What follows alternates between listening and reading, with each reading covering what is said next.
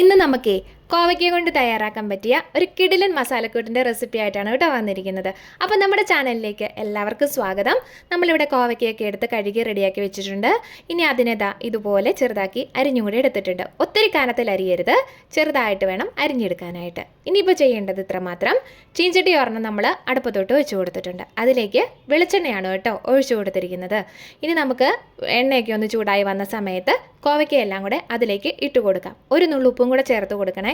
ഞാൻ എൻ്റെ വീഡിയോ എല്ലാം അത് വിട്ടുപോയിട്ടുണ്ട് കേട്ടോ. അപ്പോൾ അതും കൂടെ ചേർത്ത് കൊടുത്തതിന് ശേഷം ഇതുപോലെ നല്ല രീതിയിലൊന്ന് വഴറ്റി ഒരു 1/4 വേവാവുന്നിടം വരെ ഇടയ്ക്കിടയ്ക്ക് ഇതുപോലെ ഇളക്കി കൊടുത്തുകൊണ്ടിരിക്കുക. ഇനിയിപ്പോൾ ഒരുപാട് എണ്ണ ഒഴിച്ച് നല്ല രീതിയിൽ ഫ്രൈ ചെയ്തെടുക്കണമെന്നുണ്ടെങ്കിൽ അങ്ങനെയും ചെയ്യാം കേട്ടോ. ഞാൻ ഒത്തിരി എണ്ണ ഒഴിച്ചിട്ടില്ല, അതുകൊണ്ടാണേ. അപ്പോൾ കോവയ്ക്ക 1/4 വേവ് റെഡിയാക്കി നമ്മളിവിടെ എടുത്തിട്ടുണ്ട്.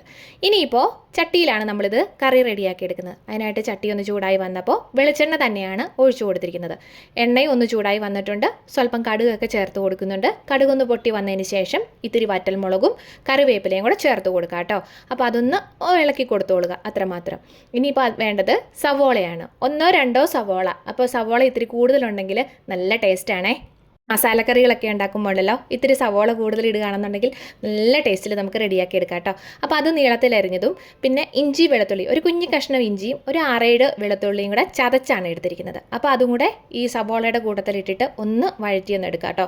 പിന്നെ അതൊന്ന് വഴന്നു വരാൻ ആവശ്യത്തിനുള്ള ഒരു സ്വല്പം ഉപ്പും കൂടെ ചേർത്ത് കൊടുക്കുന്നുണ്ട്. ഉപ്പ് ചേർത്ത് കൊടുക്കുമ്പോൾ സവോളയൊക്കെ നല്ല രീതിയിൽ പെട്ടെന്ന് തന്നെ വഴന്നു കിട്ടും. മൂടി വെക്കേണ്ട കാര്യമൊന്നുമില്ല, അല്ലാതെ തന്നെ നമുക്ക് റെഡിയാക്കി എടുത്താലും മതിയാവും കേട്ടോ. അപ്പോഴാണ് ഓർത്തത്, ഇതെല്ലാം കൂടെ വഴറ്റിക്കൊണ്ടിരുന്നപ്പോഴാണ് ഓർത്തത് പച്ചമുളക് ചേർത്തില്ലല്ലോ എന്ന്. അങ്ങനെ ഞാൻ ഇതിനകത്തൊക്കെ കുറച്ച് പച്ചമുളകും കൂടെ ചേർത്ത് കൊടുക്കുന്നുണ്ട് കേട്ടോ. ഒരു 2-3 പച്ചമുളക് അത്രയേ ഉള്ളൂ. അതും ചെരിച്ചരിഞ്ഞിട്ട് നമ്മുടെ നീളത്തിൽ എന്നൊക്കെ പറയില്ലേ, അതുപോലെ. അപ്പോൾ അതും കൂടെ ചേർത്ത് കൊടുത്തിട്ട് ഒന്നുകൂടെ ഒന്ന് നല്ല രീതിയിൽ വഴറ്റിയെടുത്തിട്ടുണ്ട്. ഇത് കണ്ടോ, ഇതുപോലെ വഴറ്റിയെടുത്തിട്ടുണ്ട് കേട്ടോ. എന്ന് വെച്ചിട്ടുണ്ടെങ്കിൽ നല്ല ബ്രൗൺ കളറല്ല, അല്ലാത്ത രീതിയിൽ. ഇനി നമുക്ക് ഇതിലേക്ക് പൊടികൾ അത്രയും ചേർത്ത് കൊടുക്കണം. മല്ലിപ്പൊടി, മുളക് പൊടി, മഞ്ഞൾപ്പൊടി, ഗരം മസാല, ഇത്രയാണ് പൊടികൾ നമ്മൾ എടുത്തിരിക്കുന്നത് കേട്ടോ. അപ്പോൾ മഞ്ഞൾപ്പൊടി ഒരു 1/4 ടീസ്പൂൺ മിച്ചം എടുത്തിട്ടുണ്ട്. മുളക് പൊടി 1 ടീസ്പൂൺ കാശ്മീരി മുളക് പൊടിയാണ് എടുത്തിരിക്കുന്നത്. നിങ്ങൾക്ക് എരിവിനനുസരിച്ച് ചേർത്ത് കൊടുക്കാവുന്നതാണ്. അതുപോലെ മല്ലിപ്പൊടി 1 ടീസ്പൂൺ മിച്ചം എടുത്തിട്ടുണ്ട്. ഗരം മസാല 3/4 ടീസ്പൂണാണ് എടുത്തിരിക്കുന്നത് കേട്ടോ. അപ്പോൾ പൊടികൾ അത്രയും നല്ല രീതിയിലൊന്ന് മൂത്ത് കിട്ടണം. അതിനായിട്ട് തുടർച്ചയായിട്ട് തന്നെ ഇളക്കി കൊടുത്തുകൊണ്ട് തന്നെ ഇരിക്കുക. ചട്ടിയിലൊക്കെ പിടിക്കാനുള്ള സാധ്യതയുണ്ട്. പൊടികൾ മൂത്ത് വരുമ്പോഴത്തേക്കും നല്ലൊരു മണമൊക്കെ ഉണ്ടാവും. മാത്രമല്ല ആ കളറൊക്കെ ഒന്ന് മാറി നല്ല ഡാർക്ക് ചുവപ്പ് കളറിൽ റെഡിയായി കിട്ടും. അങ്ങനെ നമ്മുടെ മസാലക്കൂട്ടുകൾ എല്ലാം ഒന്ന് തയ്യാറായി വന്ന സമയത്ത് 2 കുട്ടി തക്കാളിയായിരുന്നു നീളത്തിൽ അരിഞ്ഞെടുത്തിരിക്കുന്നതാണ്. അതും കൂടെ നമ്മൾ ഇതിലേക്ക് ചേർത്ത് കൊടുക്കുക കേട്ടോ.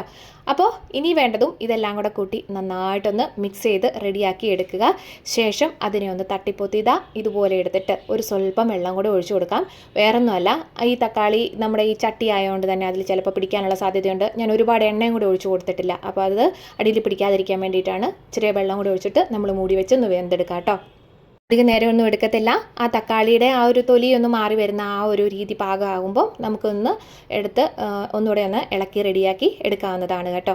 ഇനിയിപ്പോൾ നമ്മൾ വറുത്ത് മാറ്റി വെച്ചിരിക്കുന്ന നമ്മുടെ കോവയ്ക്കയുടെ മിക്സ് ഉണ്ടല്ലോ, അതും കൂടെ ഇതിലേക്ക് ചേർത്ത് കൊടുക്കാം. ശേഷം നല്ല രീതിയിലൊന്ന് റെഡിയാക്കി നമ്മൾ ഇളക്കി എന്ന് വെച്ചിട്ടുണ്ടെങ്കിൽ ആ മസാലക്കൂട്ടുകൾ അത്രയും കോവയ്ക്കയിൽ പിടിക്കണം. ഇനി നമുക്ക് മൂടി വെച്ച് വേവിക്കേണ്ട കാര്യമില്ല. തുറന്ന് വെച്ച് തന്നെ നല്ല രീതിയിലൊന്ന് ഡ്രൈ ആക്കി എടുക്കണം. അപ്പോൾ അതിൻ്റെ അകത്ത് ആ വെള്ളം എന്താ പറയുക, ആ സവോളയുടെയും തക്കാളിയുടെയൊക്കെ ഒരു വെള്ളം ഇതുണ്ടല്ലോ, ആ വെള്ളമയൊക്കെ ഒന്ന് മാറ്റി നന്നായിട്ട് ഇളക്കി കൊടുത്തുകൊണ്ട് തന്നെ ഇരിക്കുക. തുടർച്ചയായിട്ടൊന്നും വേണ്ട, എന്നിരുന്നാലും ഇടയ്ക്കിടയ്ക്കൊന്ന് ഇളക്കി കൊടുത്തുകൊണ്ട് തന്നെ ഇരിക്കുക. പിന്നെ നമ്മുടെ ചാനലിൽ ഒരുപാട് കോവയ്ക്കയുടെ റെസിപ്പീസൊക്കെ അപ്ലോഡ് ചെയ്തിട്ടുണ്ട്. ഈസി ആയിട്ട് നമുക്ക് തയ്യാറാക്കാൻ പറ്റിയത് ഒഴിച്ചുകറിയുടെയും അല്ലാതെ മെഴുക്കുപുരട്ടിയുടെയും വെറൈറ്റി ആയിട്ടുള്ള മെഴുക്കുപുരട്ടിയുടെയൊക്കെ ഉണ്ട്. അപ്പോൾ കാണാത്തവരൊക്കെ ഉണ്ടെങ്കിൽ ചാനലിലൊന്ന് കണ്ടു നോക്കണം കേട്ടോ. അപ്പോൾ നമ്മുടെ കറി ഏകദേശമൊക്കെ ഒന്ന് ആയിക്കൊണ്ടിരിക്കുകയാണ്. നിങ്ങൾക്ക് കാണുമ്പോൾ തന്നെ മനസ്സിലാവും അടിപൊളിയായിട്ട് നമുക്ക് കിട്ടിയിട്ടുണ്ട്.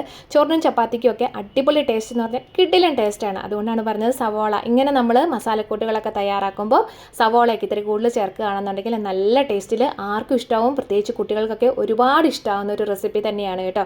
അങ്ങനെ നമ്മൾ കോവയ്ക്കൊക്കെ ഒന്ന് വാങ്ങി വെച്ചിട്ടുണ്ട്. മല്ലിയില ഇഷ്ടമുള്ളവർക്ക് ചേർത്ത് കൊടുക്കാവുന്നതാണ്. ഇന്നിപ്പോൾ എൻ്റെ അതിലില്ല, അതുകൊണ്ടാണ് കേട്ടോ ഞാൻ ചേർത്ത് കൊടുക്കാഞ്ഞത്. അപ്പോൾ വീഡിയോ ഇഷ്ടമായെന്ന് പ്രതീക്ഷിക്കുന്നു. ഇഷ്ടമായെങ്കിൽ കൂടെ എപ്പോഴും സപ്പോർട്ട് ഉണ്ടാവണം. അപ്പോൾ വീണ്ടും കാണും വരെ ടാറ്റാ.